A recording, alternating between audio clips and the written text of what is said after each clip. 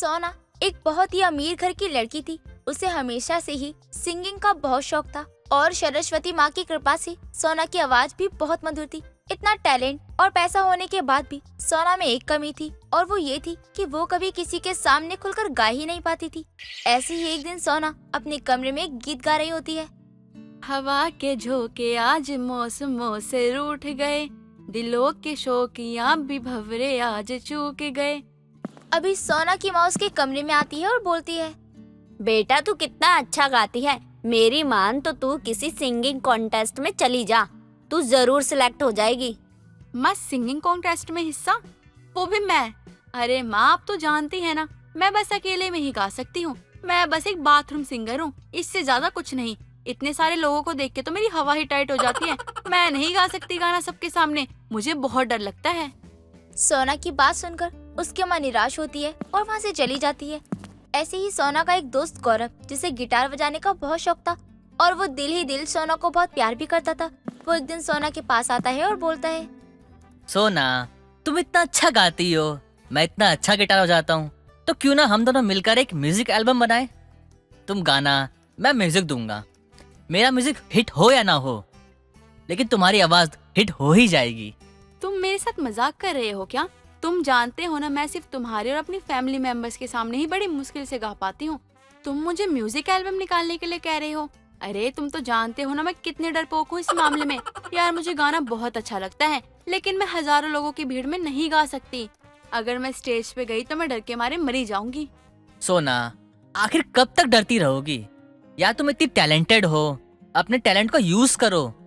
तुम्हें पता हमारे शहर में एक बहुत बड़ा म्यूजिक कॉन्सर्ट होने वाला है, जहाँ आप सिंगल या फिर जोड़ी में परफॉर्म कर सकते हो, और तो जीतने वाले को 50,000 का इनाम भी मिलेगा। वैसे तो तुमको कोई खास जरूरत है नहीं पैसों की, और तुम जानती हो म्यूजिक कॉन्सर्ट के जज कौन है? कौन है? अरे है कौन? अरे यार, अरिजीत सिंह। सोच लो सोना, मैं तुम्हें 2 दिन बाद कॉल करूंगा, मुझे बता देना। इतना कहकर गौरव वहाँ से चला जाता है और सोना उसकी कही बातों के बारे में सोचने लगती है और खुद से बोलती है, अरिजीत सिंह से मिलने का मौका, अरे ये तो मेरा ड्रीम है। उनके सामने गाना गाने का मौका मिल रहा है, लेकिन मैं तो अपने डर पे काबू ही नहीं कर पा रही। मैं इस कंपटीशन में हिस्सा लेना चाहती हूँ, लेकिन मैं इसका हिस्सा बन नहीं सकती। ये मेरे अंदर का डर ना मुझे कुछ करने ही नहीं देगा। मैं क्या करूँ समझ नहीं आ रहा है।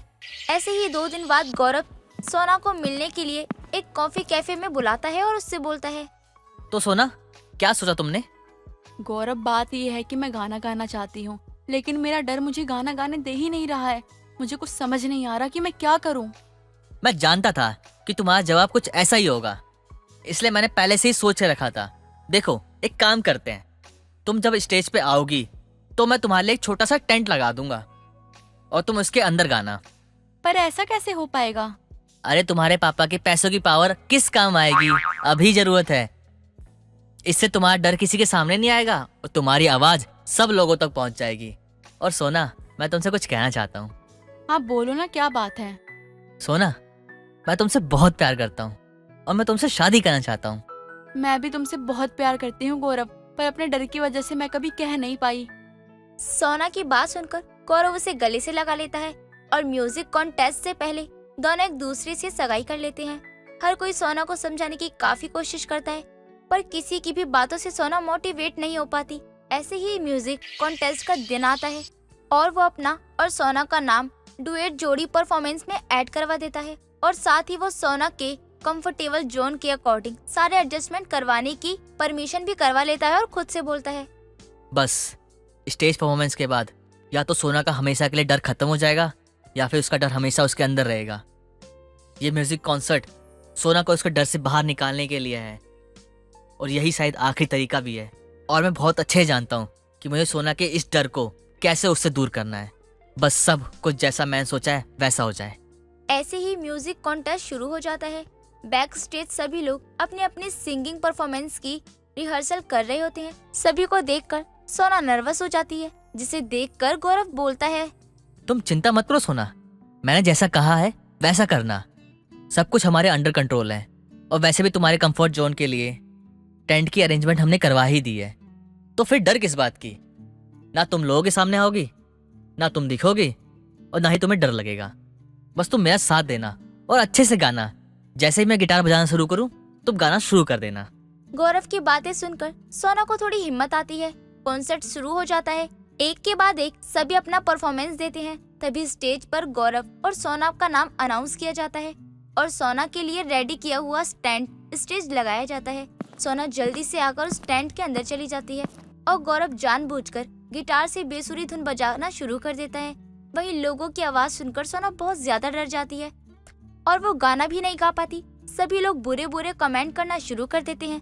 तभी एक लड़का भीड़ में से आकर बोलता है, अगर गाना ही नहीं था तो स्टेज पे क्यों खड़े हो गए जाकर? हमारा टाइम खराब कर दिया। अरे एक तो इतना बड़ा टेंट लगा रखा है। अरे क्या सस्पेंस है, कोई बताएगा भाई? अरे गाना गाने तो गाओ वरना जाओ। अरे क्यों घटिया गिटार बजा बजा के कान से खून निकाल रहे हो? सोना गाओ गाओ सोना गाओ। गौरव के बार बार कहने पर भी सोना नहीं गा पाती और लोग कोल्ड ड्रिंक की खाली कैन काफी चीजें फेंकना शुरू कर देते हैं, जिससे गौरव को छोटी मोटी चोट भी लग जाती है और गौरव थक कर स्टेज पर ही बैठ जाता है। तभी टेंट का पर्दा हटाते हुए सोना बाहर निकलती है और माइक को अपने हाथों में कस के पकड़ कर बोलती है, मैं खुद पर 1000 चोट ले सकती हूँ पर तुम पर नहीं, फिर चाहे मुझे कुछ भी करना पड़े। गौरव उठो, गिटार बजाओ, मुझे सब समझ में आ गया है। तुम तब से बुरी धुन क्यों बजा रहे थे? उठो गौरव, मेरा साथ दो। बेपनाह प्यार है आजा, तेरा इंतजार है आजा। सोना की आवाज सुनकर सभी लोग शांत हो जाते हैं और गौरव अपने गिटार से बढ़िया धुन बजाना शुरू कर देता है। इसके बाद दोनों मिलकर अपना पूरा परफॉर्मेंस खत्म करते हैं और सभी लोग खड़े होकर उनके लिए तालियां बजाते हैं। तभी स्टेज पर बैठे जज अरिजीत सिंह बोलते हैं, वाह, आप दोनों की जोड़ी तो एकदम धमाका है। सुर से लेकर ताल तक हर म्यूजिक की बीट पे एकदम परफेक्ट थी आपकी आवाज। मैं चाहता हूँ कि मेरी नेक्स्ट एल्बम में आप दोनों मिलकर काम करें हमारे साथ। और सोना, आपकी आवाज बहुत अच्छी है, मुझे बहुत खुशी होगी आपके साथ काम करने में। अरिजीत सिंह के बाद बाकी सभी जज भी अपना फैसला सुना देते हैं और इस म्यूजिक कॉन्सर्ट के विनर सोना और गौरव बन जाते हैं। जैसे ही ये बात सोना और गौरव के घर वालों को पता चलती है तो चारों तरफ खुशी का माहौल बन जाता है और सभी लोग उन दोनों को बधाई देते हैं। तभी सोना बोलती है, ये सब कुछ गौरव की वजह से पॉसिबल हो पाया है। अगर ये मुझे हौसला नहीं दे पाता तो मैं आज ये नहीं कर पाती। थैंक यू सो मच गौरव, मेरी जिंदगी को बेटर बनाने के लिए। सोना की बातें सुनकर सभी लोग खुश हो जाते हैं और कुछ ही टाइम बाद सोना और गौरव की शादी हो जाती है और शादी के बाद दोनों पति पत्नी अरिजीत सिंह के साथ एक एल्बम में काम करते हैं और अपनी पहली ही एल्बम से सोना और गौरव ज्यादा फेमस हो जाते हैं और अब दोनों पति पत्नी को और भी बहुत सारी म्यूजिक कंपनी की तरफ से ऑफर आने शुरू हो जाते हैं। और अब सोना को ना तो किसी स्टेज शो से डर लगता है और ना ही लोगों की भीड़ से डर लगता है। सरला अपने बेटे राहुल के साथ रहा करती। सरला जॉब की वजह से घर के सारे काम नहीं कर पाती थी। ऐसे ही एक दिन सरला अपनी पड़ोसन विमला के पास जाती है। विमला बहन, कहाँ हैं आप? अरे सरला बहन, आप यहाँ? कोई काम था क्या? हाँ, वो क्या है ना कि मुझे एक नौकरानी की जरूरत है जो मेरे पूरे घर का काम संभाल ले। मैं जॉब पर रहती हूँ ना, जिसकी वजह से मेरा पूरे घर का काम बिखरा हुआ रहता है, हो ही नहीं पाता। आपकी नजर में अगर कोई नौकरानी हो तो मुझे जरूर बताना। हाँ, एक नौकरानी है मेरी नजर में, मैं उससे बात करके आपको बता दूंगी। जी, बहुत बहुत शुक्रिया। सरला इतना बोलकर वहाँ से चली जाती है। अगले दिन विमला कमला नाम की नौकरानी से मिलती है। कमला विमला को देखकर कहती है, क्या हुआ मेम साहब, आज आप यहाँ इस गरीब के घर कैसे? कुछ नहीं, बस मेरी पड़ोस में एक औरत है जिसको काम वाली की जरूरत है। अगर तू खाली है तो उसके घर पे काम में लग जा। मेम साहब, आपको पता है कमला ना अपनी मर्जी से काम करती है। कमला को किसी भी चीज में रोक टोक बिल्कुल भी पसंद नहीं है और तनख्वाह 20,000 रुपया से 1 रुपया कम नहीं लेगी। ये सारी बातें तो उससे ही कर लियो। वैसे भी मुझे नहीं लगता कि घर में ज्यादा काम होगा। उसके घर में 2 लोग हैं, एक माँ है और एक उसका बेटा। माँ घर में नहीं रहती और बेटा घर में अकेले रहता है। क्या घर में लड़का अकेला रहता है? क्या बात है। लड़का सुनकर तू इतना पगला क्यों रही है? कोई बात है क्या? अरे नहीं नहीं मेम साहब, मैं तो कह रही थी कि लड़का घर में अकेला रहता है, कल को कोई ऊंच नीच ना हो जाए। बल्कि मुझे काम करने में तो कोई दिक्कत नहीं। ऐसा वैसा कुछ नहीं होगा, वो लोग बहुत शरीफ है। बाकी तेरी मर्जी है, अगर काम करना होगा तो इस एड्रेस पे चली जाइयो। विमला कमला को एक पर्चा देती है और वहाँ से चली जाती है। ऐसे ही दिन बीतते हैं और कमला सरला के घर आती है और उससे बात करके काम पर लग जाती है। कुछ दिनों में कमला घर का अच्छे से काम संभाल लेती है और टाइम से अपना काम खत्म भी कर लेती है। ऐसे ही एक दिन कमला काम कर रही थी और राहुल अपने कमरे से बाहर आता है, जिसे देखकर कमला मन में सोचती है, सरला मैडम का बेटा तो बिल्कुल माल लगता है, एकदम रापचिक। इसको देखकर तो ना मेरे दिल में टुनटुना बजने लगा है। काश मैं इसको बोल पाती कि मैं इससे प्यार करती है। कमला को अपनी तरफ देखता देखकर राहुल को अजीब लगता है और वो बोलता है, क्या हुआ कमला, तुम ऐसे क्यों देख रही हो?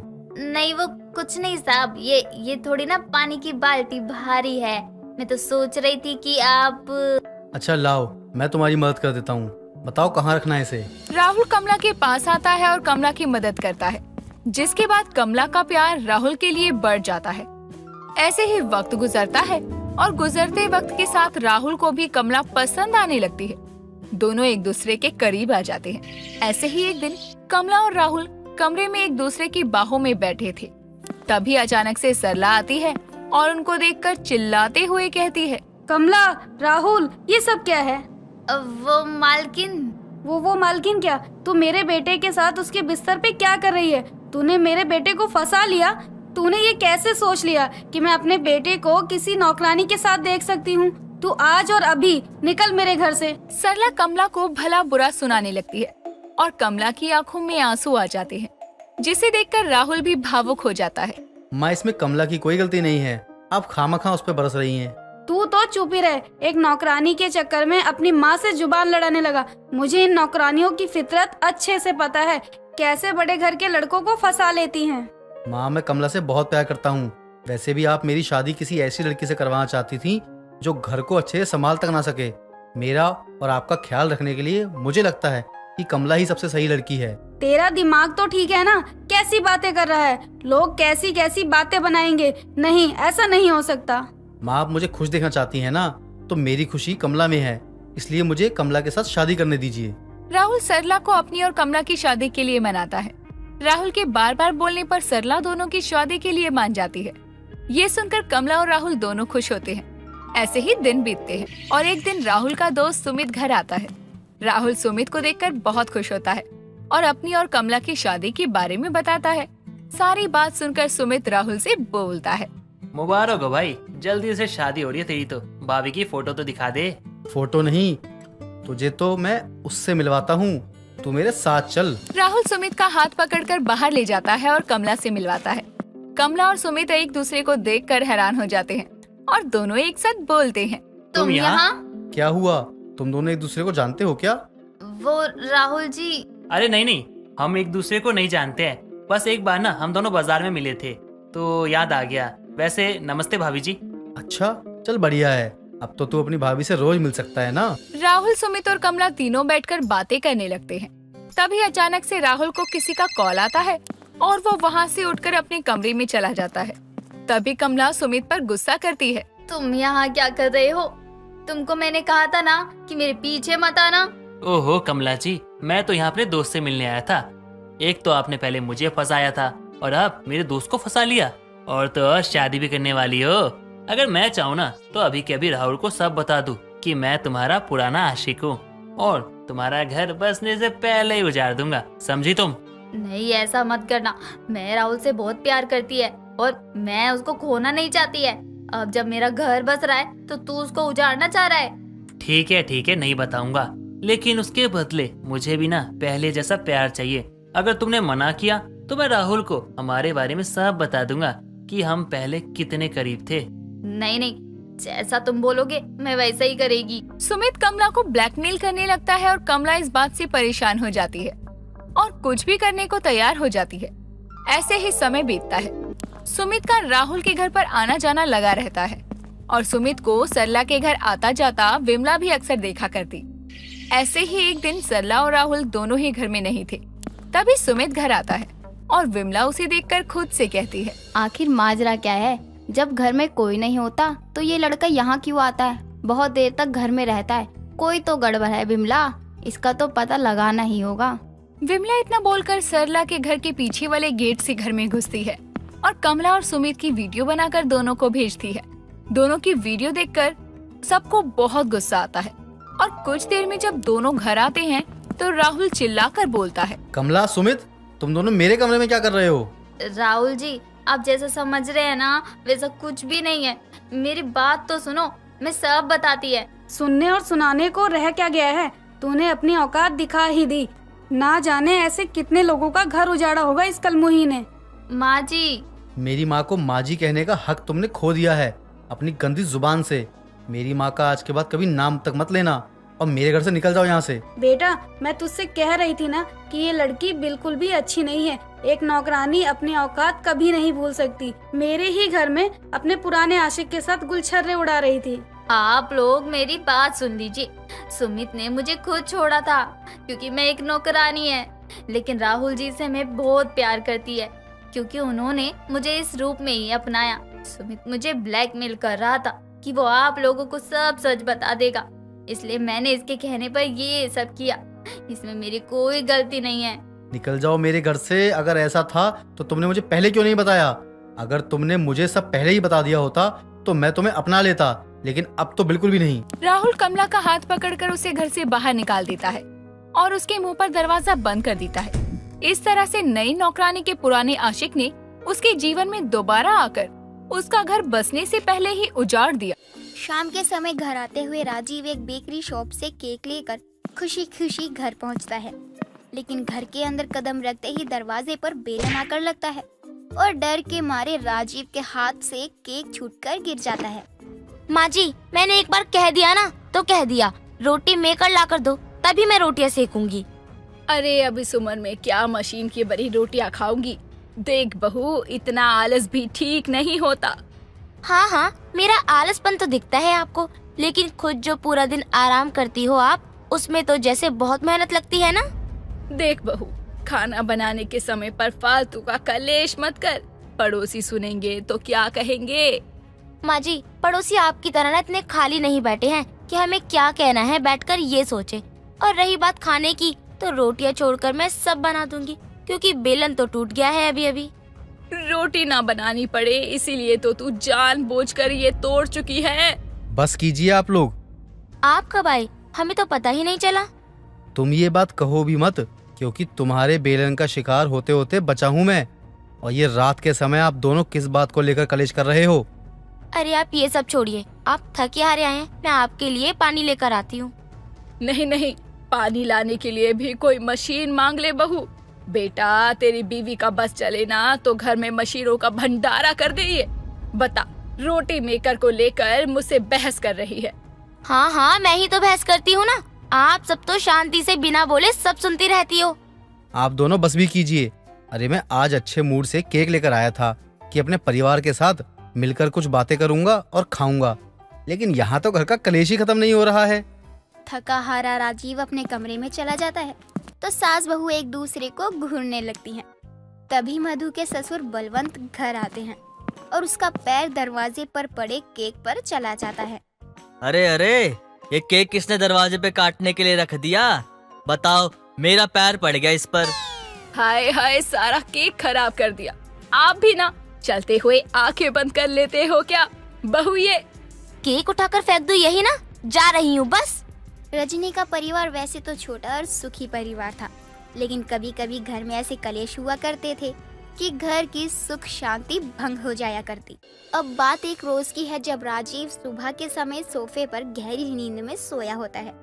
तभी बलवंत अखबार ढूंढते हुए हॉल में आता है। कहाँ रख कर भूल गया हूँ अखबार, कहीं नजर आ ही नहीं रहा है। याद करना पड़ेगा कहाँ रखा था। सत्यानाश हो गया अखबार का, अब मैं क्या पढ़ूंगा। रजनी, रजनी कहाँ हो? क्या हो? क्यों चिल्ला रहे हो? चिल्लाऊं नहीं तो क्या करूं? तुम्हारे इस नालायक बेटे के चलते अखबार फट गया मेरा। पिताजी, आज मुर्गे की जगह आप क्यों बांग दे रहे हो? देख रही हो रजनी, अपने बाप को मूर्ख कह रहा है ये नालायक। एक तो ये अखबार पे आके सो गया और खींचने के चक्कर में अखबार के 2 टुकड़े हो गए। मैंने अभी तक पढ़ा भी नहीं था। अरे तो इसमें मेरी क्या गलती है पिताजी? आपने अखबार खींचा तो मैं आराम से सो रहा था। लेकिन तू अपना कमरा छोड़कर यहाँ क्यों सो रहा था? इतना बड़ा कमरा दिया है तुझे, उसके बाद भी सोफे पे आकर पसर जाता है तू। उनकी आवाज घर के बाहर झाड़ू लगाए ही उनकी पड़ोसन झुमकी के कानों तक जाती है। वो भी अपनी झाड़ू छोड़कर रजनी के दरवाजे पर खड़ी होकर बाप बेटे की बहस सुनने लगती है। तभी माधवी की नजर उस पर पड़ती है। झुमकी आंटी, आप दरवाजे पर ऐसे कान लगाकर क्यों खड़ी हो? देख रही हूँ कि तुम्हारे घर में सब कलेश करते हैं। सास बहू ही नहीं बल्कि बाप बेटे भी एक बराबर हैं। नहीं नहीं झुमकी जी, मैं तो बस इसको डांट रहा था, बस और कुछ नहीं। अरे तुम झाड़ू की तरह उसे सफाई क्यों दे रहे हो? और तू झुमकी, मेरे घर का कलेश क्या तमाशा है जो देखने के लिए चली आई? जा यहाँ से और अपना काम कर। हाँ हाँ जाती हूँ, मैं तो टाइम पास करने चली थी। झुमकी हंसते हुए वहाँ से चली जाती है। कुछ दिनों बाद रजनी की बेटी काम्या घर आती है तो रजनी अपनी बहू को समझाते हुए कहती है, देख बहू, कुछ दिनों के लिए मेरी बेटी घर आई है तो बिना बात के घर में कोई बखेड़ा मत कर दियो। माँ जी, ये जो बात है ना, आप खुद को समझाओगी तो ज्यादा बेहतर होगा, क्योंकि सबसे बड़ी कलेशी तो आप हो। क्या बोली तू? बहू, तेरा जो मन करे वो बना दे, मैं कहाँ तुझे कुछ कह रही हूँ। हाँ, बस काम्या के लिए खीर बना दियो। नहीं माँ, मुझे खीर नहीं खानी। आप ना ऐसा करो, बाहर से कुछ ऑर्डर कर दो मेरे लिए। घर का खाना खाने का मेरा बिल्कुल भी मन नहीं है। हाँ हाँ ननद जी, क्यों नहीं, हम बाहर से ही खाना ऑर्डर करते हैं। वैसे भी मेरा खाना बनाने का मन नहीं था। बताइए आप क्या खाओगी, मैं वही ऑर्डर कर देती हूँ। इस बार माधवी बात को आगे ना बढ़ाते हुए अपनी ननद की हाँ में हाँ मिला देती है। कुछ दिनों तक सब ठीक चलता है। तभी एक रोज काम्या माधवी को अपने कुछ कपड़े धोने के लिए देती है।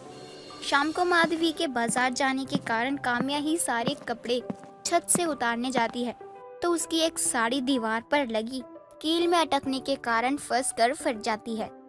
हे भगवान, मेरी इतनी महंगी साड़ी का सत्यानाश हो गया है।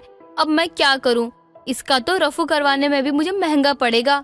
कुछ तो तिगड़म लगानी ही पड़ेगी। माँ, बर्बाद कर दी, बर्बाद कर दी। अरे क्या बर्बाद कर दी? तू रो क्यों रही है? हाँ काम्या, क्या हो गया? भाई देखो ना, मैंने भाभी को अपनी ये साड़ी धोने के लिए दी थी और धोने का तो पता नहीं, लेकिन उन्होंने इसे फाड़कर बर्बाद जरूर कर दिया। हाय दैया, नाश कर दिया इतनी सुंदर साड़ी का। अरे बहू, तू कपड़े धोने बैठी थी या कपड़े फाड़ने? ये क्या कलाकारी कर दी तूने? माँ जी, इतनी बुरी कलाकारी मैं नहीं कर सकती हूँ। अरे मैंने तो कपड़े धोकर सुखा दिए थे और तब तो ये साड़ी बिल्कुल सही सलामत थी। हाँ तो क्या मैंने इसे फाड़ दिया? भाभी, ये बहुत महंगी साड़ी थी। मेरी सास ने मुझे एक यही ढंग की चीज दिलाई थी, उसे भी आपने बर्बाद कर दिया। बोलो, आप दिलाओगे क्या मुझे नई साड़ी? बहू क्यों दिलाएगी? बिल्कुल सही कहा माँ जी, मैं क्यों दिलाऊंगी? बहू दिलाएगी नहीं, बल्कि अपनी अलमारी से भरी महंगी साड़ियों में से तुझे जो पसंद आएगा वो देगी। हाँ क्या? ये क्या कह रही हो माँ जी आप? सही तो कह रही है। अरे काम्या की साड़ी पहनकर तुमने ये कलेश शुरू किया है तो खत्म भी तुम ही करोगी। अजीब जबरदस्ती है, मैंने नहीं फाड़ी इस साड़ी को। वान्या को जब अपना प्लान फेल होते हुए नजर आता है तो वो जोर जोर से रोना शुरू कर देती है कि आसपास के पड़ोसी घर में आकर पूछने लगते हैं। तभी रजनी सभी को बाहर करती है और ये कलेश और बढ़े उससे पहले ही माधवी ना चाहते हुए भी अपनी अलमारी से अपनी सबसे महंगी साड़ी लाकर काम्या को दे देती है। साड़ी को अपने हाथ में देखकर काम्या शांत हो जाती है। अगले दिन माधवी अचार लेने छत पर जाती है तो उसकी नजर दीवार की कील में फंसे साड़ी के कपड़े पर जाती है तो वो तुरंत बात को समझ जाती है। माँ जी ये देखिए, आपकी बेटी की फटी साड़ी का टुकड़ा छत से लेकर आ रही हूँ मैं। ये भाभी को कहाँ से मिल गया? हाँ तो क्या, इस टुकड़े को मैं साड़ी में जोड़ने बैठूं? नहीं, मैं ये बताना चाह रही हूँ कि कल छत से कपड़े आपकी बेटी ने उतारे थे और ये टुकड़ा दीवार की कील से ही मिला है, यानी साड़ी इनसे गलती से फटी है, जिसका इल्जाम इन्होंने मुझ पर लगाकर मुझसे नई साड़ी ले ली। माधवी की बातें सुनकर काम्या अपनी नजरें नीचे झुका लेती है और सब कुछ सच बता देती है। साथ ही घर में कलेश करने के लिए माफी भी मांगती है। बहू मुझे भी माफ कर दे, तूने अपनी महंगी साड़ी देकर कलेश को खत्म किया। ऐसे ही हम भी कोशिश करें तो घर में कभी कलेश हो ही ना। बिल्कुल सही कहा आपने माँ, और मैं अपनी गलती की माफी मांगती हूँ। दोस्तों, अगर आपको ये कहानी पसंद आई तो इसे लाइक करें, शेयर करें और कमेंट करके बताएं कि कहानी में आपको सबसे अच्छा क्या लगा।